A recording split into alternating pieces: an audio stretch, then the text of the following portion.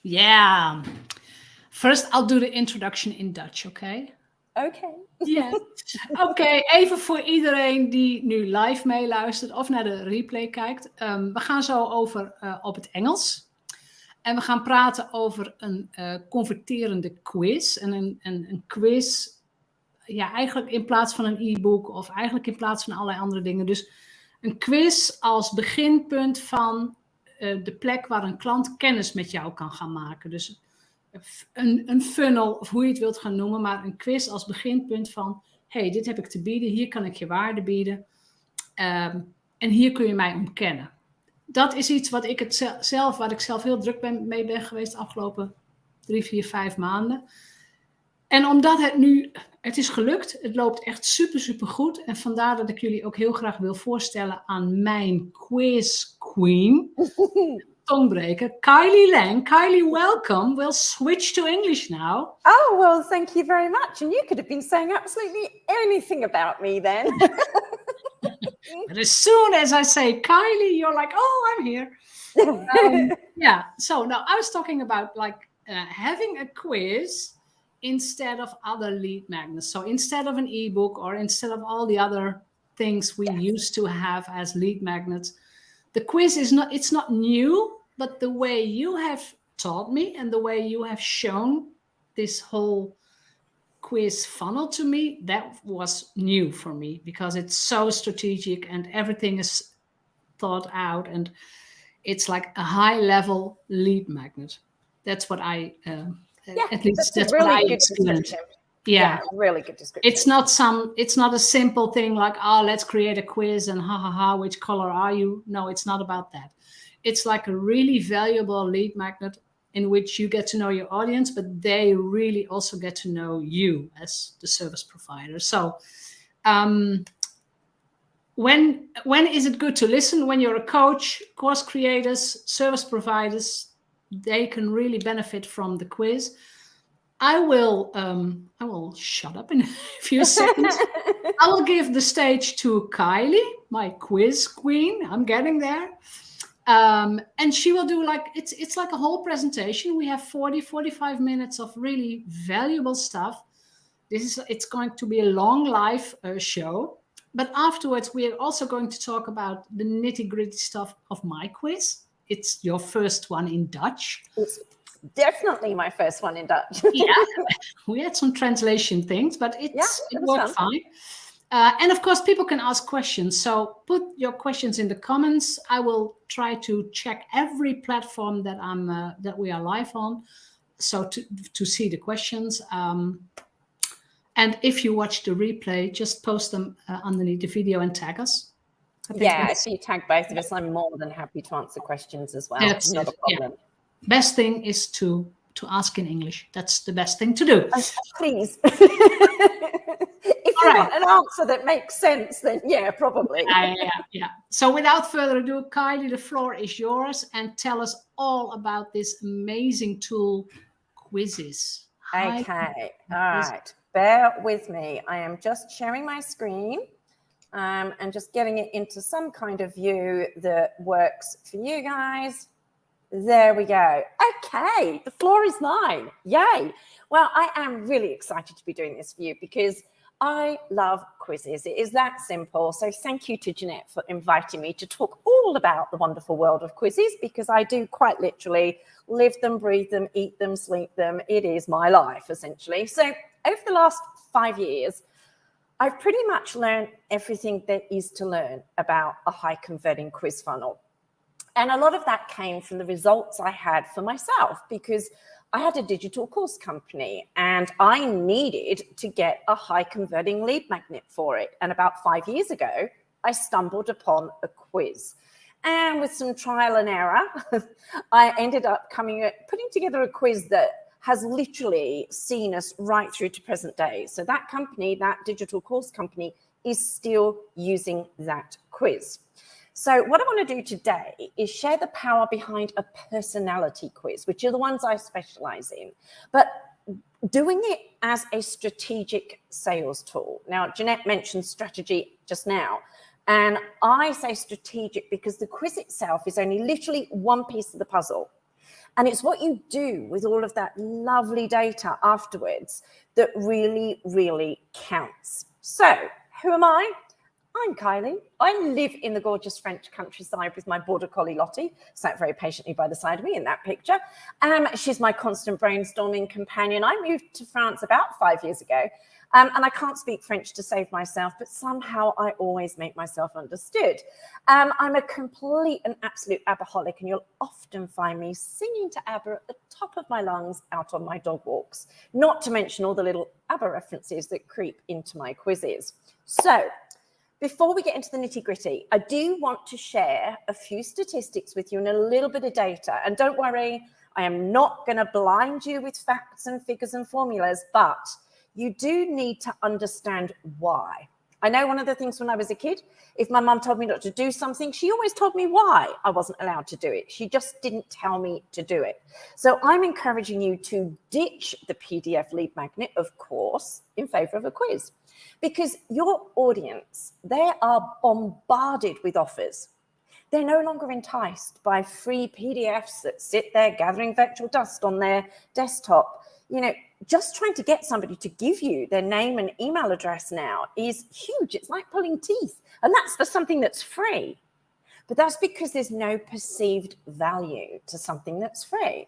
But then when you add in iOS 14, you'd have to be hiding under a rock to not know what that is. But it's a recipe for disaster, because when Apple cut that umbilical cord, when it stopped releasing all that beautiful data to Facebook, it stopped Facebook in its tracks, along with Google and other platforms as well, because we've been cut off from all that juicy third-party data, the stuff that really allows us to drill down and target our audience easily and quickly when we're running ads. So it doesn't end there. You see, there's third-party data, which is the data that comes from third-party sites like Facebook, YouTube, Google, etc.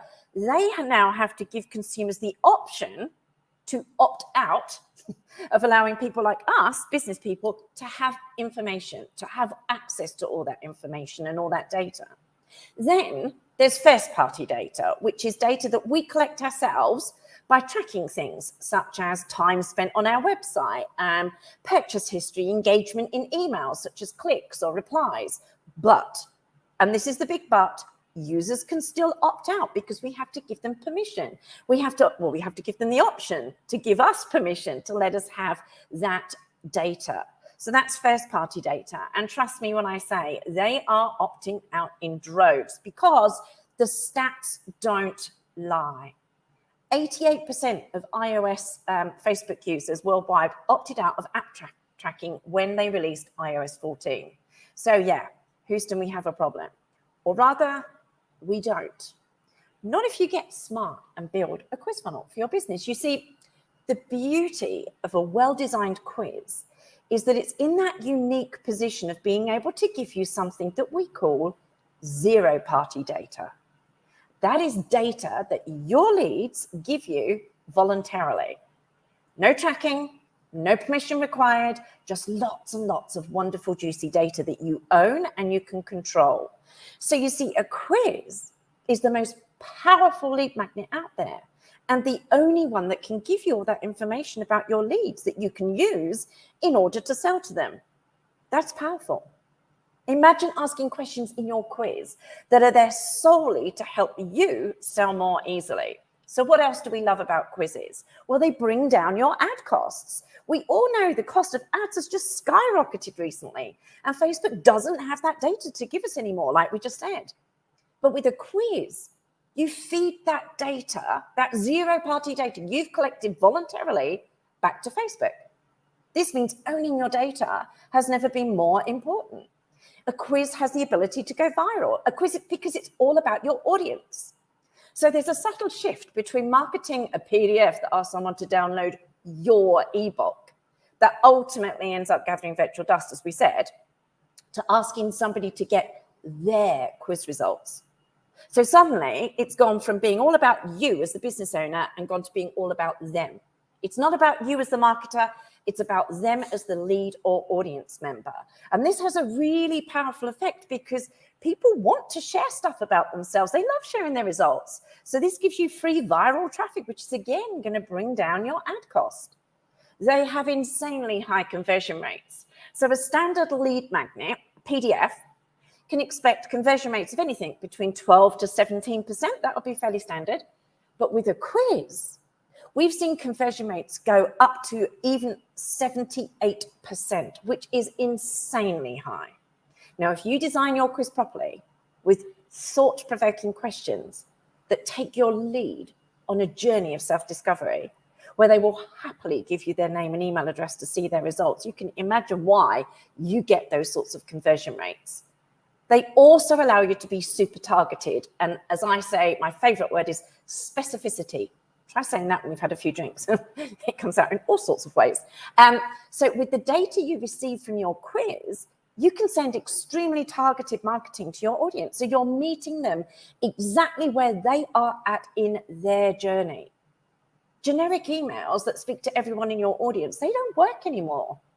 The power lies in being able to talk specifically to somebody about their issue or their challenge based on the knowledge you've gained from the quiz answers. So that means you can segment your audience. One size fits all marketing, as I just said, does not work anymore. Your audience the people within your audience are all at different points in their journey. So they're going to have deeper rooted issues with different things, all under the original question your quiz is asking.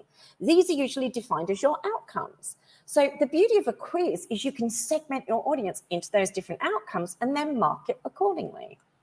And of course, it gives you that expert status. So a quiz positions you as the expert in your field. You're that go-to person for all things in your niche. And part of the power of the quiz is in the results and the follow-up nurture campaign. And we're going to talk about Jeanette's quiz and her results and how we really dug deep into those results and the follow-up nurture campaign to really give value, identify the problem, help them to see light at the end of the tunnel, give them a few quick wins, and then action steps to start the process. So your emails then need to follow up on all that goodness, give them a chance to hear your story, understand they're not on their own, and see you as a solution to their problem. And then number 7, it gives you freedom. So once your quiz is set up and tested, you can leave it to bring in leads on autopilots. Pilot. I have quizzes that have been running, like I said at the beginning, that quiz that I designed, I think is nearly 6 years ago now, is still doing its magic for me. Yeah, we've tweaked it a few times, but I barely touch it. I just check the stats. Now, I did mention strategy right at the beginning. When you're building any type of sales funnel, you should have a strategy behind it. Otherwise, it is just, one piece of the puzzle, and it will never get completed. So this on screen right now is where we start when we're creating a high converting quiz. This is a basic quiz funnel, and this is what we do. We start at the end and work our way back. So ask yourself a question. What do you want your quiz to do? And more importantly, what steps do you want your leads to go on once they've taken your quiz? What does that journey look like? You see, the job of a quiz is not only to get leads and glean information from those taking the quiz, but to also push them into certain steps afterwards. So you need to know what your customer journey is before you can design your quiz. So I'm going to give you some examples. All right, so meet Teresa. So Teresa she has a marketing membership, and she wanted to create a quiz to drive traffic into her membership. That was her goal. So we created a quiz for her called Discover Your #1 Business Growth Blocker, which then funnels quiz takers into the 3 different levels of her membership. So she knows from the outset that is where she wants them to end up. So everything we created was working towards that one goal. Then we have a course launch. So Katie Zaccardi came to me when she wanted to build a wait list that would warm her audience up so she could then promote her new course to them when it launched. We created a quiz called What's Your Artist Brand DNA? Because Katie's a business coach for indie musicians.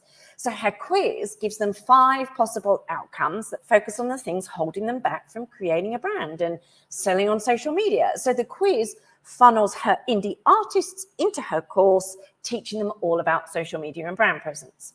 Then, of course, we couldn't talk about quizzes without talking about the lovely Jeanette and her quiz.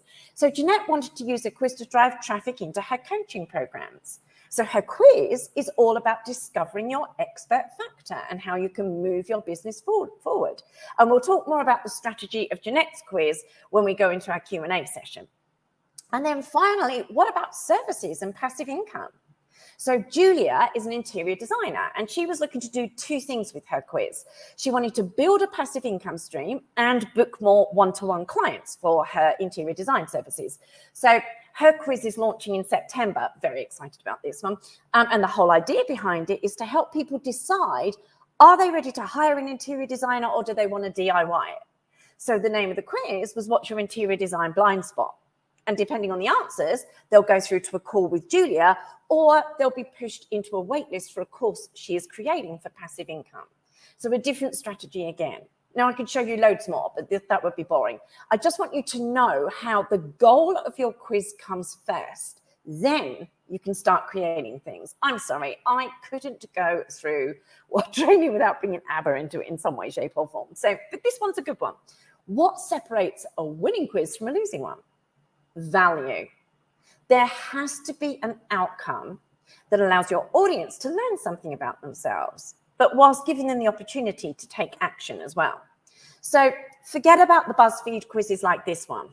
Is it a fun quiz to take? Yeah. Who doesn't want to know which Harry Potter house they've been in? Of course I do. Who wouldn't want to go to Hogwarts?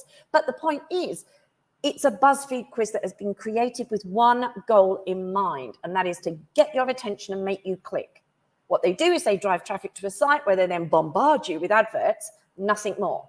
The results aren't primed to reveal anything meaningful about yourself or to help you move forward in your business or your life. It's about getting eyeballs on content. So they're surface level results. However, when you're using quizzes as a tool to convert browsers into buyers, then you've got to move beyond the mighty BuzzFeed. So your quiz should be designed to give your audience insights, value, and wisdom. It needs to answer their question, that burning question that will work for the majority of your audience, and then show them ways to solve the problem. So it's like the old adage, your client has a problem, your product or service is the solution to that problem. So your quiz results need to position you as that solution. But you can only do that when you know and understand what the challenges are that your audience face. And remember, just as the same with any lead magnet, it's not your quiz isn't trying to save the world. You are simply helping them to identify an area of weakness. The quiz results will show what that area is, provide a solution that allows them to take action, but not the whole solution, not the complete solution, because that's your paid product or service. So what you're giving them is just a little twinkling of what you've got.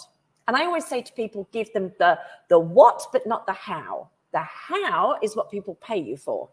But if you're clever in identifying the what for them and you give them that little quick actionable win, then your quiz has done its job because it's brought them in from out in the cold, it's given them a seat by your fire, and you've started to build that all-important know, like, trust factor. Now, I know this probably sounds great in theory, but how do you put it all together? How do you create a quiz that converts?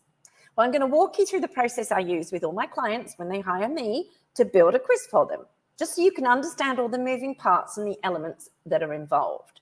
So first up, you need to decide what type of quiz you want to create, which you can now do because you've got a goal. You've identified your goal and your strategy. So there's three main quiz types that most people use. And the first one is an evergreen quiz. So this is all about attracting leads. It needs to answer a burning question you know that they pay good money to get the answer to. So it's kind of like scratching an itch, but evoking curiosity, so much so that they're going to want to hand over their name and email address. So it sits at the top of your funnel, building your email list. But unlike other lead magnets, it's hooking them in immediately by playing on our human thirst pretty much for self-knowledge. So it's interactive, it's always out there, it is evergreen. Then you've got a launch quiz. So a launch quiz, I told you about Katie Zaccardi, who wanted to build a quiz to go to a wait list for the course she was creating? Well, that's a launch quiz, because what you're doing is you're filling your email list with warm, really pre-qualified leads who are all looking for a solution to a problem. But unlike other quizzes, the topic of a launch quiz is specific to that one course or membership or service that you're going to be offering. So it's not hitting a generic pain point of your audience. It's getting very specific and targeted. So all the messaging is around this product or service that you're creating. So you can segment your leads and you can be really targeted. So once you get to open cart, it's kind of like a no-brainer. Then you've got a sales quiz. So a sales quiz is pretty much as it says. It helps you to connect with your ideal client really quickly, and you give them that light bulb moment in the same way as you would with other quizzes, but immediately you're offering them a low-cost, no-brainer opportunity to buy from you or learn from you. So I'm about to start work with an artist, and she creates her own artwork for sale. But they're all little artworky things that are done on T-shirts and that type of thing. So we're creating a sales quiz for her e-commerce store. So she's going to bring people into her world, get them sucked in to buy a product straight away. And then hopefully they'll also want to create their own art and go onto her membership, which is a whole other quiz. But that's a sales quiz. So you could do it with a book. It works very well with that sort of thing, a digital product, or in Trisha's case, my artist, you can do it with products from your e-commerce store. But the key here is you don't really want to be using products that are too highly priced because you've not built that know, like, trust factor yet. So once you decide which quiz, you need to know what direction your quiz is going to take. So are you going from a more positive angle or a negative angle? So in other words, are you trying to highlight someone's superpower, or are you trying to help them overcome their saboteur? That's the simplest way to think about it when you're looking at what angle to take.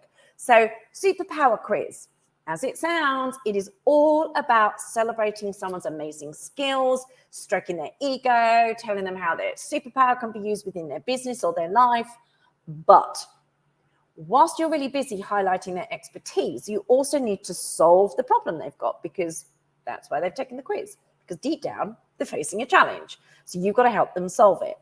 Then you've got the saboteur quiz. So this one is all about roadblocks, blind spots, blockers, what's holding them back, stopping them from moving forward in their business or life. So the quiz outcome or the result is going to identify what that saboteur is. But you've got to be careful with this quiz not to leave them feeling like a big, fat, huge failure or flop. That's not our job here. We want to offer them helpful strategies and solutions and show them that this saboteur is temporary and you're here to help. Then you reveal the transformation that's possible using your formula or your blueprint or your strategy. So, sorry, just bear with me one moment. I'm just going to take a quick sip of water here. So this is the big one. Now you've established the goal of your quiz. You've got the type, you've got the positioning. You need to think about that problem that you're solving. So your quiz should essentially be answering one big question. And that question needs to be relevant to the problem you're solving with the outcomes of your quiz. So the way I like to think of this section is my question is the overriding problem that most of my audience has. And the outcomes are the reason they have that problem. So the outcomes are much more specific than the question itself. So the question I want you to ask yourself is, what's your business superpower? And usually, this question, you should be able to answer it pretty much straight away, because it should be instinctive, because that is the solution you provide for the problem that your audience has. So it's a great place to start when thinking about the topic for your quiz, because you should be able to reverse engineer your superpower and turn it into a question that you know your audience has, one they want answered. So let's have a look at some examples. If you are a productivity coach, maybe your superpower is getting more done in less time. As a yoga instructor, maybe it is helping people to get more flexible. If you're in PR, then maybe your zone of genius is getting people published in relevant mediums. If you're a mindset coach, perhaps you have an amazing ability to change people's mindset around money. Or maybe your superpower is more tech-based. And as a VA, your superpower is about making automation easy. So it really depends on your audience as to the big question that your quiz is answering. But by focusing on your superpower, in other words, the reason why your business exists, you can create a quiz topic that just converts like crazy. And it's going to be one that really separates out the buyers from the browsers. You don't want information seekers. You want people that are actually going to buy from you. And your quiz must answer a question you know your audience has. How do you do that? Well, it's all about identifying your ideal client's pain points and challenges. And the easiest way to do that is to do some old-fashioned detective work. So you've got to do some research. So try looking at the questions you get asked on a regular basis. Do an audit of your FAQs. Do a mine of your inbox. Look for common questions your clients are always asking you. If you've got a Facebook group, ask your group about their biggest struggle. Do a poll on Instagram. Essentially, though, the key here is your audience should be giving you the answer to the question. And often you'll be surprised by the answers, as you might think your audience struggles with a certain thing or they term it in a certain way. But when you actually ask them, you'll find that it maybe isn't that at all. It can be very illuminating. So if you can think of anything right now, start to scribble down ideas. So for your quiz title, you need to think in terms of what is going to make people sit up and take notice. And yes, I do know it's a blank screen. I'm going to give you some examples in a minute. What's going to make them want to click and take the quiz? So there needs to be a certain amount of curiosity and intrigue here. And there are certain tried and tested buzzwords that just work when it comes to quizzes. I know because I've tested them all. So anything with words like secret or hidden in the title work well because we feel we're about to reveal something exciting that we didn't know before. And not every quiz is going to come at it from a positive angle. So sometimes it will be more negative, like archetype, saboteur, blind spot, blocker. They're catchy and they do the job well. So health quiz. What kind of fit foodie are you? Well, this works well because, I mean, we all love an alliteration, and fit foodie is a fabulous alliteration. It's short, it's to the point. And if people are into food and fitness, they're going to want to take this quiz. Marketing quiz. What's your secret content creator talent? Like I said before, anything with the word secret in it always works well. They feel like they're going to reveal something.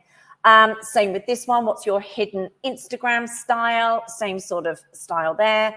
Finance quiz. What's your inner money mindset gremlin? Now, I've used this one on purpose because there's a negative word in there, gremlin. So be really careful when you're using negative words because that can cause problems and people, reacting in a bad way. Wellness quiz. What's your holistic wellness archetype? Well, this packages it all up with a nice little bow on it, and the word archetype is very popular. What's your number one client attraction blind spot? This is actually from a client of mine who launched last month. This is his exact title, and it's going really well because he helps people to attract more clients, paying clients. And so what is your client attraction blind spot? And we've reframed this to be more positive in our results. So this leads us nicely onto the next step, the outcomes. So what is next for your quiz takers? Where do they go? Well, it's results time. And this is where you need to really open your mind and think big. So what are the possible outcomes? And based on the question you've asked, there should be at least 2 different outcomes. And I recommend between 3 to 4, if possible. I have some clients who have 5, some who have 3. I like 4. It's a nice round number and it works really well. And it just allows you to drill further down and get very specific with those results. And remember, it's about how you can give the most value without giving them the world. So creating 3 to 4 outcomes allows you to dig deeper into the root of the problem. So the big question you need to ask is, how do you want them to feel when they finish taking the quiz? Where do you want to take them? What action do you want them to take? So I developed this quiz for the Wedding Academy called What Type of Wedgepreneur Are You? And we've teased the fact that there's 4 potential results by using wording that really draws in our target market. So what have we put here? Using a secret formula combining science, skills, and smarts, we created the 4 Wedgepreneur personality types. The question is, which one will you be? And how can you use this information to start a successful wedding planning business? And then we know that based on their answers, they'll either be a soloist, an achiever, a strategist, or a dreamer. And this is all based on the knowledge of the ideal clients that go to the Wedding Academy and what's holding them back from starting a wedding business. So at the end of your quiz, the quiz outcomes, which we just talked about, they're going to show which personality type your audience member fits into. So you want this result to be accurate because people take these quizzes seriously. They assume you're going to be providing value when they see the outcome. They're hoping to learn more about themselves and get access to more self-knowledge through these results. So if you follow these next steps, we're going to make sure that you do leave a lasting impression. So like we said, first of all, you want to define 3 to 4 personality types. It's important. Notice your results come before your questions. And there's a reason for this. And this is probably one of the biggest tips I can give you when you're creating a high converting quiz. Always, always, always make sure you create your results first of all, because you can't know the questions you need to ask until you understand what your results are and what those results are offering. Now, remember, your quiz personalities, those outcomes, they should come from your experience of working with past or current clients. So start with what you already know. Who makes up your audience? What personality traits do you see among them? So let's have a look at some examples of outcomes from some different quizzes that I've helped create. So Sue is a photographer. She specializes in family photography, but specifically babies. And she wanted to attract more clients by using a quiz to help parents overcome their fear around their baby not performing for the camera. And we realized this was the biggest problem she needed to solve with her quiz. So we decided to focus on the baby and their personality. And we came up with, what's your baby's picture personality? And the outcomes really reflect the 4 different types of babies that Sue deals with in her studios. And we came up with some cute names. The adventurer, so that's like our little Indiana Jones. The chuckler, the one that can't stop laughing. The wriggler, the one that is literally just wriggling everywhere. The thinker, and that one just sits there very pensively. So we use these results to really talk to the parents about how to deal with their babies when it comes to taking photos. Karen is an artist, and she's got a membership for retired people who are looking to take up art as a hobby. And we brainstormed a lot over this one, but we decided to focus on the different memberships that Karen had and allow our quiz to suggest a membership to them based on the different questions. And her business is called Awesome Art School. So we decided to use that word. She loves the word awesome, so it came in, and there's an alliteration. What's your awesome artist superpower? Take this 90-second quiz to reveal yours. Now, we came up with media mixologist, sassy sketcher, and magical mind, which completely reflects Karen's different memberships. And I actually suggested to her that as a quick win for her leads, that she create a character for each of those outcomes. And then the win was, or action step was, she gave them a free lesson on how to create that character themselves. And it is going really well. In the first week of launching her quiz, she had 130 odd people go through it in week 1 without any ads, without doing anything, just because it was on her website. Seriously impressed with that. Here we've got the more serious one from Teresa. We looked at hers earlier. As you know, she's got a marketing membership, and she wanted to drive more consistent traffic, but also, segment the audience into the different membership levels. So we wanted to see, and as you can see, this is a lot more serious a quiz than the other 2 that preceded it. But we've played on buzzwords that we know speak to her audience. So we know that they struggle with consistent visibility, growing their audience, and scaling. So those were the results that we came up with. I don't know why that does that. Ignore section 6. So what we're going to do is just go through the different sections of your results pages, because you want your clients or your ideal clients, your audience members taking the quiz, to have that light bulb moment of, oh my God, this person really gets me. They understand me. They know my struggles. Now, the outcomes, as we said, are just one piece of the puzzle, and there's more that follows on. But you need to be able to understand how you create a results page that actually delivers value. So when you write your quiz results, how well you understand the natural wiring of each audience member really matters. So how can you weave in their attributes, their personality traits, their challenges, their motivations, their goals, their quirks? So when I'm creating a results page for somebody, I spend a good 2 to 3 days writing those results pages for my clients. So it's not a quick thing that just happens, but it is so worth spending the time on this, because this is where you deliver your value. So I usually have 6 to 7 different sections in my results pages. So section 1, obvious, we announce the results. And I usually encourage you to do like a 90-second video here if possible, because it immediately helps people to have that connection with you, especially if you are the brand.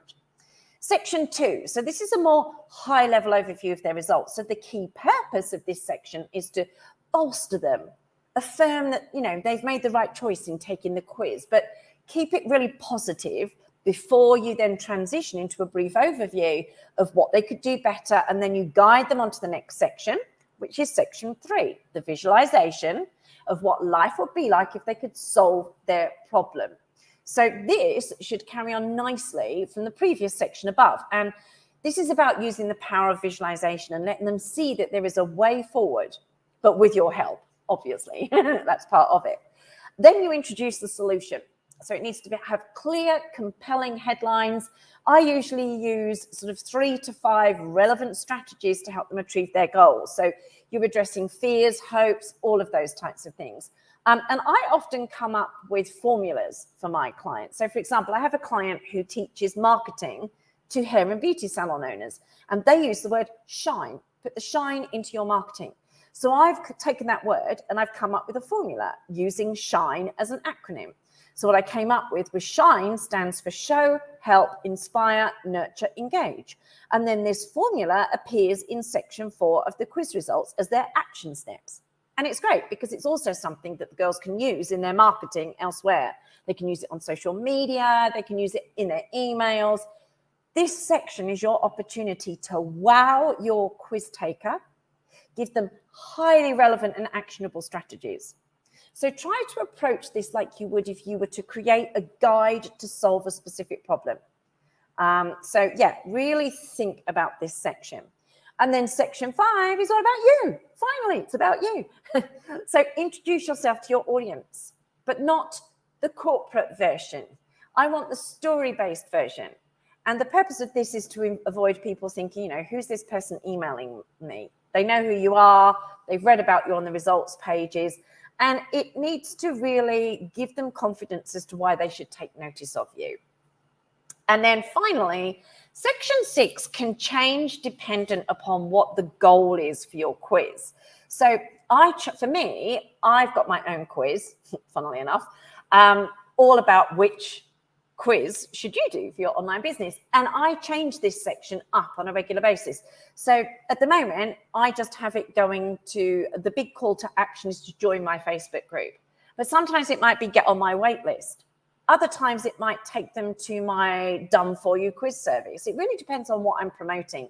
But this here, sometimes we've done this with people where if they've got good podcasts, we might say to them, why don't you curate 3 or 4 specific podcast episodes that are relevant to that particular outcome? So you're giving them a little bit more value. So that section can definitely change dependent on what you're doing. And then finally, we move on to the quiz questions, which is what's going to bring these personality types to life. So you need interesting, introspective questions because your quiz is just not going to be enjoyable otherwise. You don't want to see your audience dropping off in the middle, and that will happen if you don't use engaging questions throughout your quiz. So try to write your quiz with just one audience member in mind. So the person that you've worked with that is absolutely your ideal client, because if they'd enjoy taking your quiz, so will other people in your audience. So write to one person if you possibly can, rather than trying to write to many. Excuse me. Now, there are 3 main question types. You've got diagnosis, non-diagnosis, and you've got visualization. So diagnosis questions, fairly obvious. The way they answer these questions is going to segment them into a particular outcome. But for me, it's the non-diagnosis questions that are the ones that have the most value, because these are for putting people they don't put them into a segment. These are questions that are about you learning about your audience. So remember right at the beginning when I was talking about zero-party data, this is where you collect the zero-party data. And it's going to be dependent upon who you are as to what you want to learn about your audience.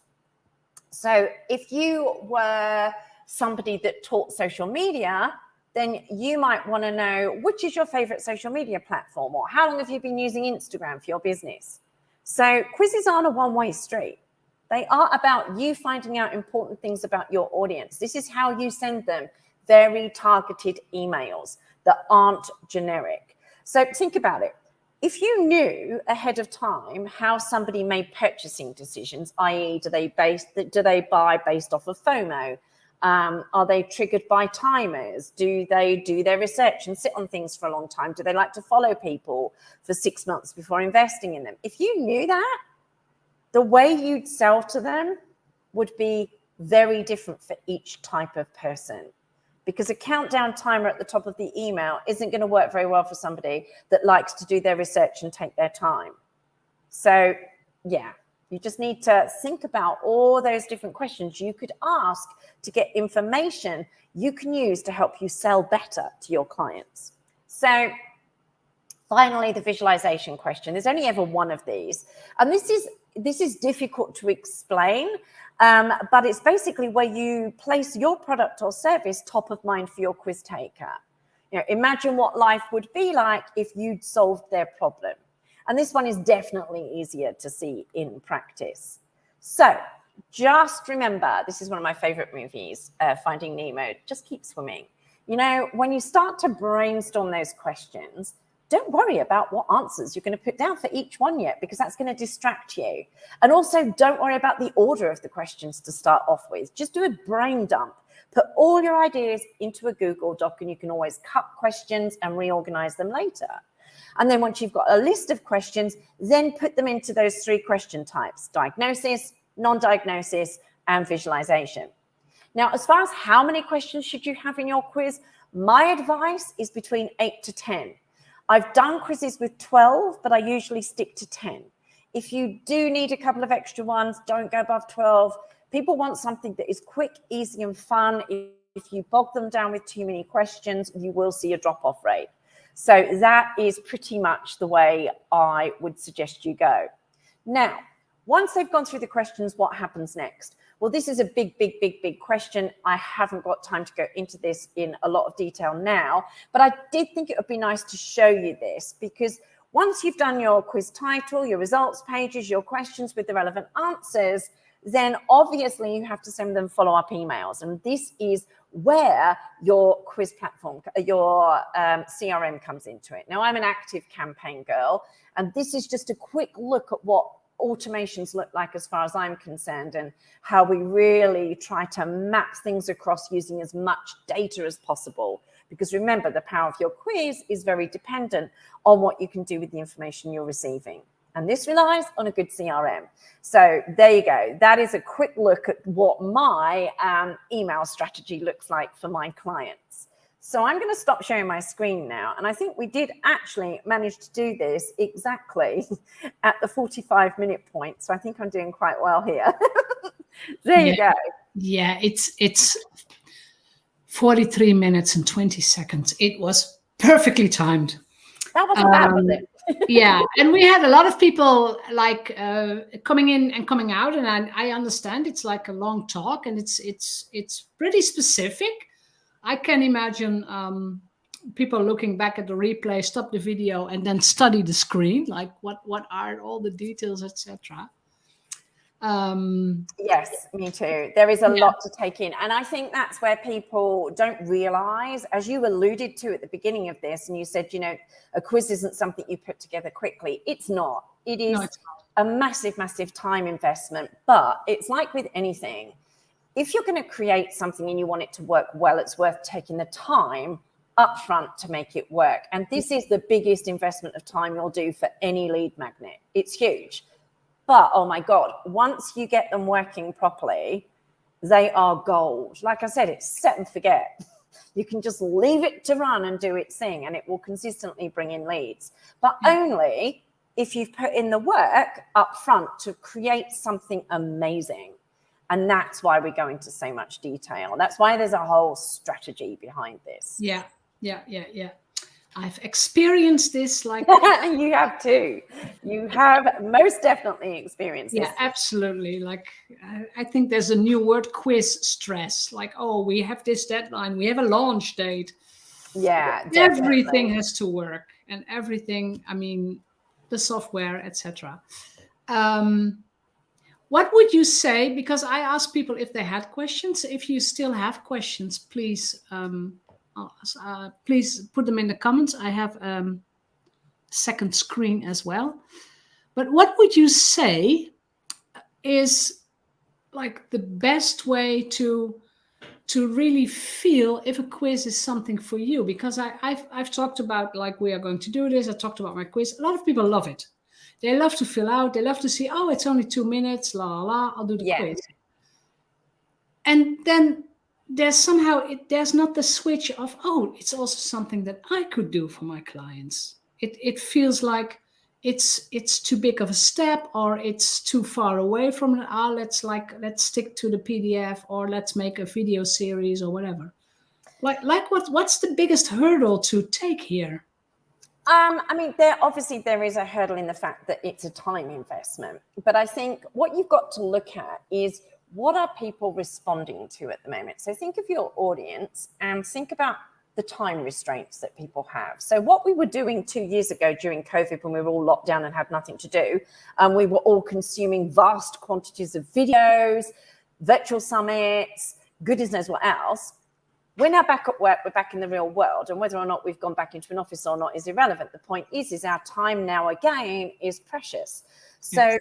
One of the big things when you do a quiz is the fact that it's quick, it's fast, but it gives immense value to people, and people want something that isn't going to be time consuming until they've got to that point in the relationship with you. So the job of a lead magnet is to bring people into your world and nurture them in the right way. So with a lead magnet that is a video series, for example, what you've got to ask yourself is, have you done enough yet for them to invest that amount of time in you? Probably not. So that's the difference. Like with a quiz, yes, it is a difficult one to imagine yourself doing, but there isn't really any business that it won't work for. So it doesn't matter what type of coach you are, you're coaching people. What you're coaching them in is almost irrelevant. The point is you've got lots of value that you can give them, and each of your audience members are coming to you for you to coach them because they've got a problem or because they need support in some way. Yeah. So you can create a quiz around that. You know, if you have a course, why did you create your course? To solve a problem that your audience have. Yeah. So why can you not take the topic of that course, whatever that course might be, and turn it into a question that you're asking your audience that then leads into that course? It's exactly the same strategy with a membership, which is why we say start at the end first of all. You know, when you create any type of lead magnet, whether it is a checklist, an ebook, a guide, you know, whatever it might be, you're creating it because you're helping people to solve a problem. But the problem we've now got is people are bored of PDFs.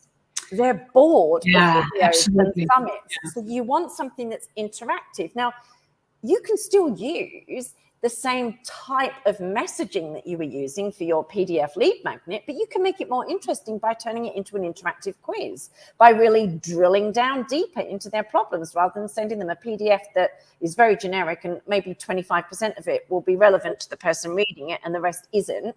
Yeah. But that's how you think of this, is you can take what you've got already, whatever that might be, and just turn that into a quiz because you created it because your audience needed it.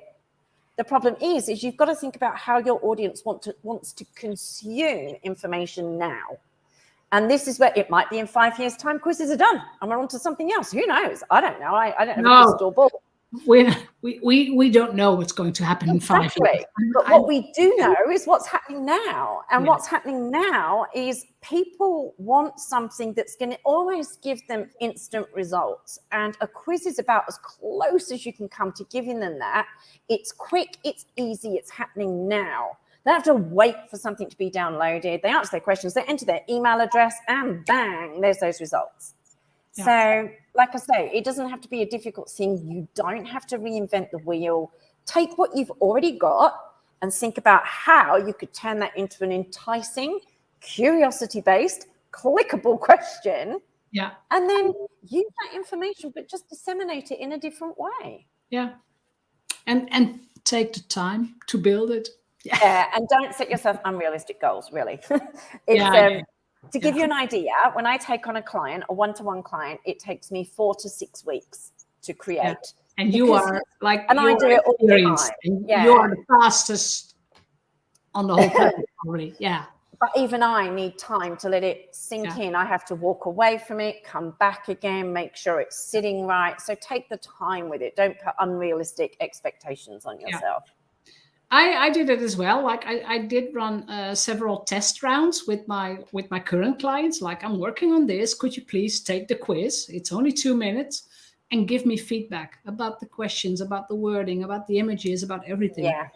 And because I can't predict everything. I have a hinge. I know what they're struggling with, but what's really like, what's the easiest way to get the quiz up and running and get it better performing, etc. Yeah, definitely. It's about testing it. And like I said, ask your audience. They're the most important ones at the end of the day. Absolutely. And I don't know. There are no questions here anymore from the people that are listening live. If you do have a question, please know. But I'm really, really, really surprised, positively surprised by the statistics. Let's talk a little bit about the statistics. Yes, tell me.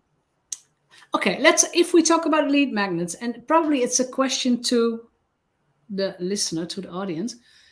What happens if you put out a new PDF on your website as your lead magnet? Like, download this free checklist. Well, not like only Amy Porterfield could have 1,000 new leads in a week, probably. But normal people, I mean, a PDF on a website, it's not so exciting. It has to be really special if I click on it and I ask for it. So how many leads would come in on a weekly basis? I don't know, 5, maybe 1 per day. A lot of people would be very happy with, I have 1 per day. And so the list is growing very small. What I know from video training series, not unless if you make them into like a big launch with paid ads, etc., do people come into your video series. I know, I tried it. I mean, I have tested it. I've had them all. And I mean, we were happy if like the last video series we did was connected to the last book. And we were happy if there were like 10 in a week, like 10 people asking for this very valuable video series. It's like a mini training, how to build your new online business model, like get an online business model. It's super valuable. It took us a lot of time, and the results were so. Yeah. And of course, I mean, my quiz launched 10 days ago. Yeah, because it was not this last Friday, the Friday before. Yeah. So it's 10 days ago. And of course, we don't know anything about like the whole follow-up and how many people will convert to the mastermind, because that's what I would like. That's my customer journey. But so far in 10 days, more than 150 people took the quiz. Yeah, that's really good. Qualified leads on my list. I have their names, I have the answers. I can start a Google search if I would like to. I can reach out to people. The email funnel that we built is very interactive. So I ask them questions, and now like my inbox is overflowing with personal stories, and because I also share my failures, like biggest failures, etc. So I get all these stories of people that took the quiz. I'm like, that's for me, that's like, it's building the know, like, and trust, but it's also the way, but it's, for me, it's also the way of how to build your business. Like, be transparent, be vulnerable, and hey, let's make the best of it. Yeah. Yeah, so it only has been out there for 10 days, but it's starting to do the magic. And already you've got people replying to those emails. And what Jeanette's referring to there as well is there's a whole, surprise, surprise, there's a whole strategy behind the emails as well. Because as I alluded to at the beginning, iOS 14 and iOS 15, iOS 15 being the one that affected emails more, has kind of skewed open rate. So what you're trying to do is to get people to click on links and hit reply to emails, because those things are trackable. So you can look at those things and you can think, well, if people are replying to my emails, they're clicking on the links, then you can segment them because they're going to be a warmer audience than people that have taken the quiz and done nothing. You can no longer rely on the open rate figures to be exact. We don't know how skewed they are. It's still very much in the early stages, but by having this strategy with your emails, this is why Jeanette is getting her inbox flooded with people telling her their story, because it's about being vulnerable, it's about being transparent, but it's about having that strategy as to what it is you are doing with those emails. And again, you're taking them on a journey that builds know, like, trust. So that strategy continues. And once they've gone through that nurture campaign, then Jeanette will continue to email them under a normal, I don't know whether you do yours weekly, fortnightly, more than once a week, whatever it is that you do. Yeah. But they will already have gone through a very personalized sequence with Jeanette. And that's the whole idea. Yeah. Yeah. And for me, as a service provider, I really like it, because it's not about marketing. It's not a flat story. It's not something we make up. It's about our lives. It's about our experiences. It's about absolutely building the relationship. I really like it. It also fits me. And I think that's also important when you create this quiz. Like, are you ready for this type of interaction with your people? It gives an extra layer. It does. And it also allows you to show your personality. So for me, as I mentioned right at the beginning, I am the world's biggest ABBA fan. So I love to talk about things like that. And if you don't like the way I talk about things, you're probably not going to be the best fit for me. You've got to really showcase who you are, what your personality is, because if people don't connect with you in some way, and I'll tell you a quick story here, but I had a client go through my quiz recently.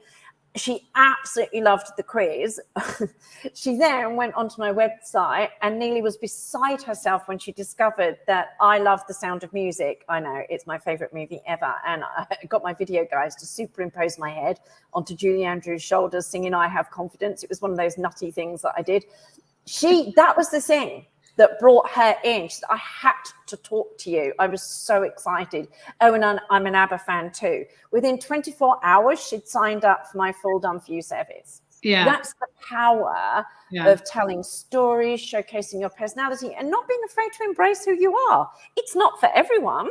And don't get me wrong, I still get clients. I've got one at the moment called Randy who hates ABBA. But he's still my client because he's drawn in by other facets of my personality. You don't sell ABBA. So, no, exactly. But what I'm saying is, don't be frightened. No, don't be frightened. And we did get some questions coming in, but somehow the software didn't show them. And one of my clients WhatsApped them to me, which I love.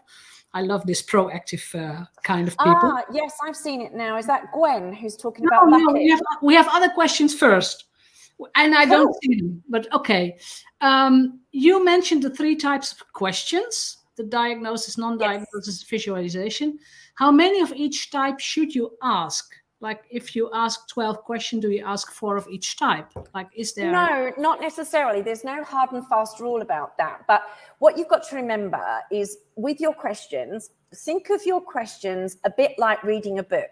So when you read a book, the author doesn't just shove you into the meat of what's going on in the plot. It introduces you slowly. So think of your questions in a similar way. You can't ask the big, hard-hitting questions straight away. You've got to build to that.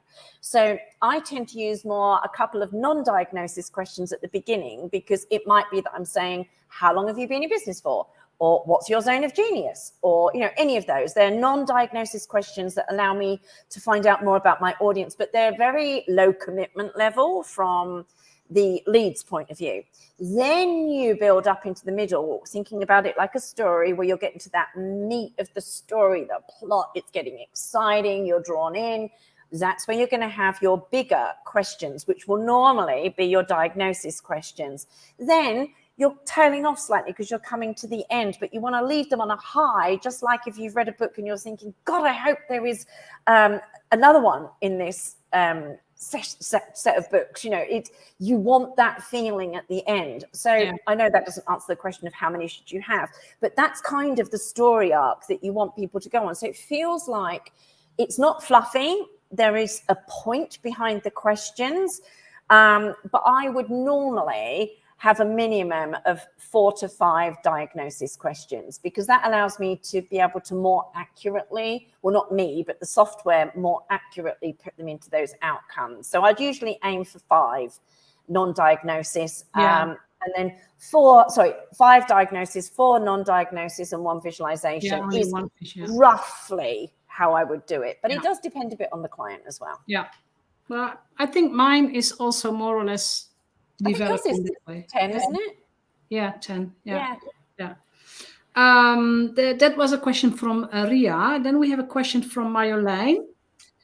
She apologized for coming late, but she said, yeah, that's fine. Did you mention which quiz software to use? Okay, so funnily enough, I have just published a blog on my website that talks about the 3 main quiz software platforms. It depends on the type of website and capabilities you have as to which one I recommend. So generally I recommend 2, Interact and Scorecard, or Score App. Score App is amazing because you can do everything on the platform. So if you don't want the hassle of having to design all your quiz results pages on your website and come up with something that looks amazing, then Score App is brilliant because you've got the landing page on there. And recently I partnered with them and overhauled their entire section on how to build personality quizzes. And they've been amazing, really responsive. And so it's very flexible, it's drag and drop. So that is perfect for the person that isn't too worried about having lots of flexibility over the design and wants it all in one place. However, if you want more flexibility over the design and the look and the feel, then I tend to use Interact. Because then what we do is everything is created on your website rather than on the Interact platform. Yes, the quiz is built on the Interact platform, but we then embed that onto a page on your website, and all the results pages are on your website as well. And that, of course, allows you much more flexibility over the look and feel. There is another one which is quite good, which is lead quizzes. I know people, somebody else has asked a question about Bucket.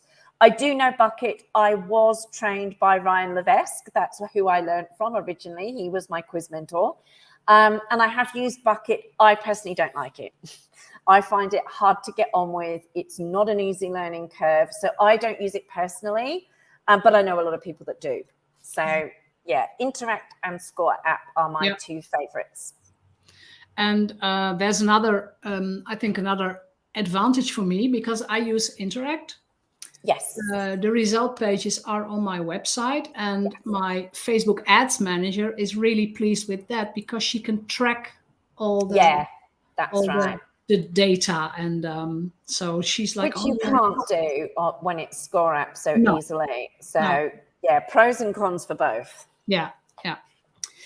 Okay, then we have another question of Ria. How many emails should you send after the results?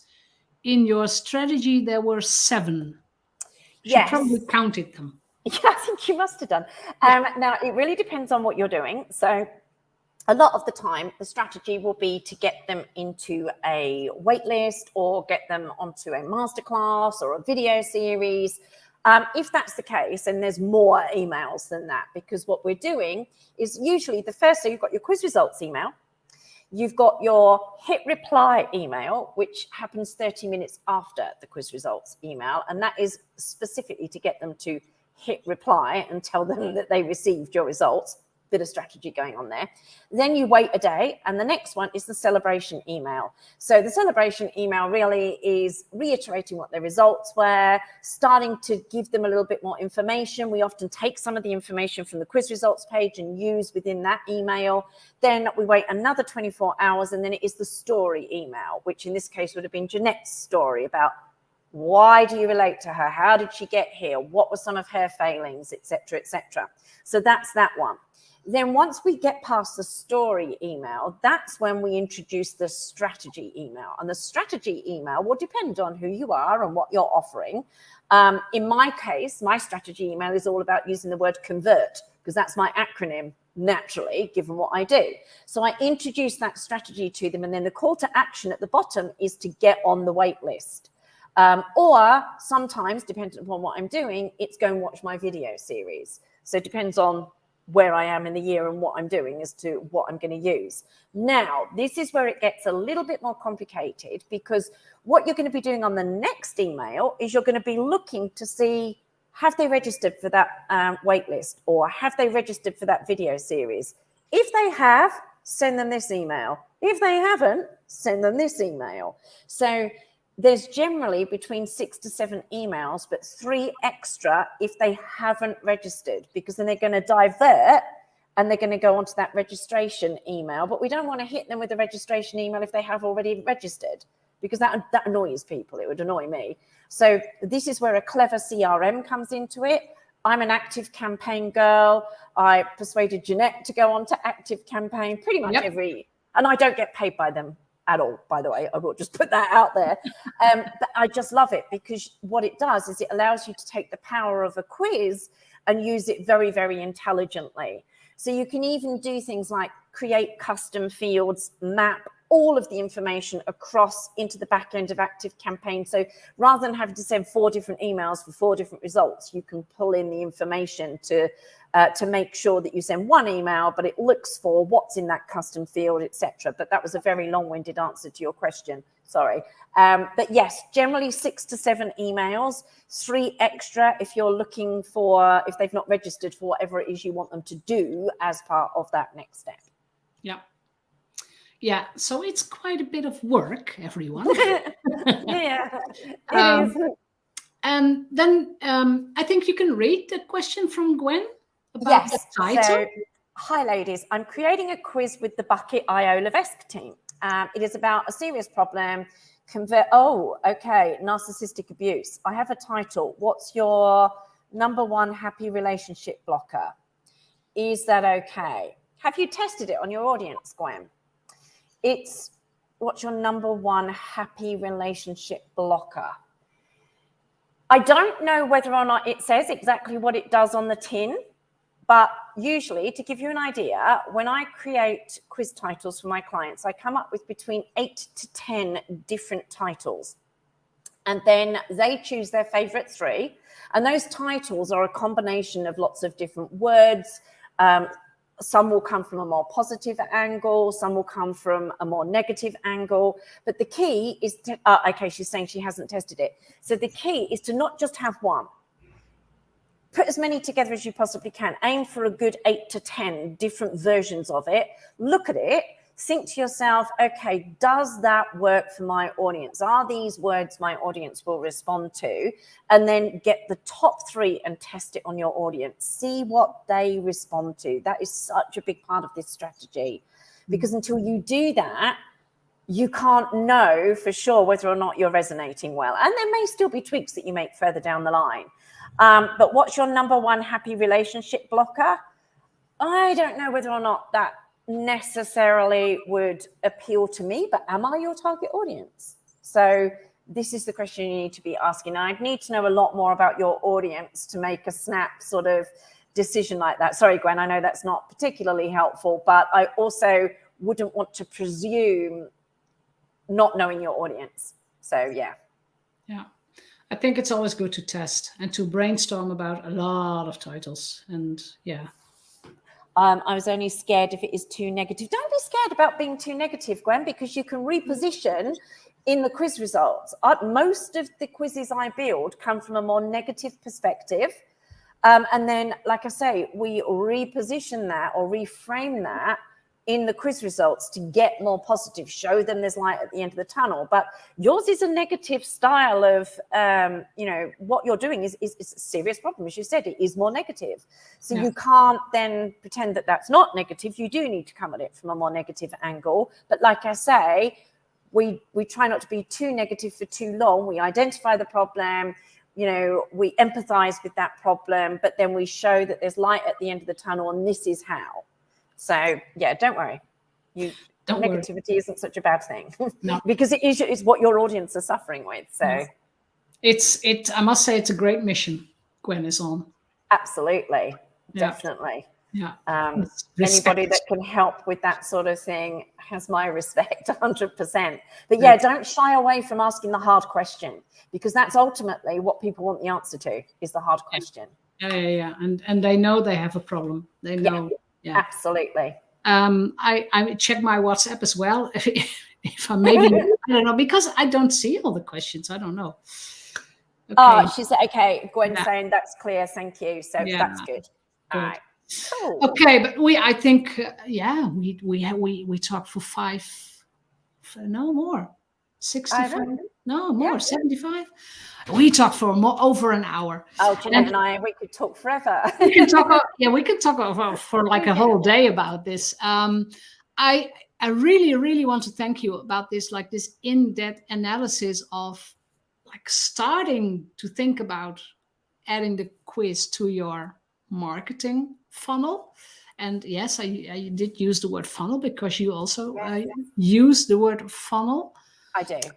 Yes. If people want to, I'll put in a link also here. If people want to know more about your quiz for funnel formula, that's a very simple URL that I put in.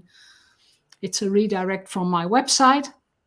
The quiz funnel formula, so JeanetteBadhoorn.nl/QFF. And I think it's a pleasure getting into your world, even if you don't like ABBA, because it's and we know each other like, I don't know, 1.5 years now. Yeah. It's about energy, it's about fun, it's about like wanting the best of yourself, but it's not about this struggle or that it has to be difficult. No, it's about fun, and it's about singing and putting some gifts into the mails, or like you put some ABBA into the mails. I did some other things in my quiz. That were right for you, and not, just being, have fun with it as well, because at the end of the day, people don't want to take something that's boring and dull. They want to take something that ignites something in them. So, don't be afraid to be yourself. Don't be afraid to inject a little bit of personality into it. And don't be put off by the fact that this isn't the easiest thing in the world to do.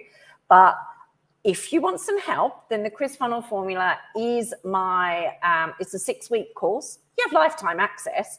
But we drip feed it to you over 6 weeks, and we go through every single element, and we have live Q&As. So you get my quiz eyes on your quiz. I review it for you. I give you strategies, ideas. If I don't think it's working particularly well, I'll tell you. I'll come up with alternatives. We brainstorm together. We have a lot of fun. Exactly. So, yeah, it just makes the whole thing a little less overwhelming. And a bit more doable. And if I can add one thing, don't do this on your own. It's very easy to think, I'll create a quiz and use like Score app or Interact, and they have all these pre-formatted quizzes. It's very easy. It looks very easy, but it really is not. So don't do it on your own. It's way too much work, and it's way too much.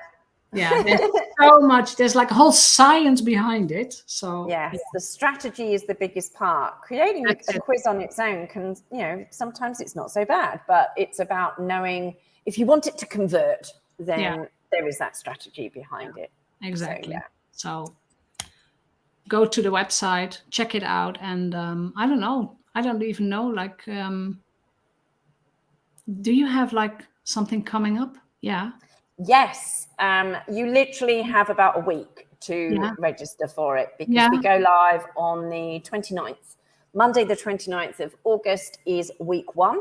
Yeah. So the doors are open at the moment, and then I won't be running it again. And I don't know, sometime next year. So yeah, this is the so that means that you, let's say at the end of October, you can have your quiz up and running if you manage everything, etc. Yeah. And in plenty of time for Black Friday. So you could have your quiz running, driving traffic in, and then onto your Black Friday promotion. And you're ready to hit the ground running in 2023. That's it. Yeah. Quick-ass quiz. That's it. Yeah. Okay. No more further questions. Not in my WhatsApp. Not here. Oh, wait. I see one more comment here. Oh, thank you. Yes. Great value. You are very welcome, Gwen. Yes, definitely. Thank you, Gwen. Kylie, we are going to wrap this up now officially. Okay. I want to really thank you. Thank you. It was for my Dutch audience. Of course, we had to do it in English, but sorry. No, it's okay. I think a lot of people in the Netherlands can understand it really well. I wouldn't be surprised, though, if some international people show up as well with questions, but please put them in the comments and tag us so we can get back to you. Yeah, definitely. So, I'm happy to answer any questions if you tag me. I might not see them if you don't. No, but then at least tag me so I can make sure Kylie is tagged as well. So thank you, thank you, thank you. No worries. Thank you for having me. And have fun in France. I hope the heat is leaving as well. Because not as bad today. No, definitely it's getting better here as well, so that's good. And then see you next time again. Will do. Sounds good. Thank you for having me. Bye. Bye-bye. And thanks for listening and watching, everybody. Bye-bye.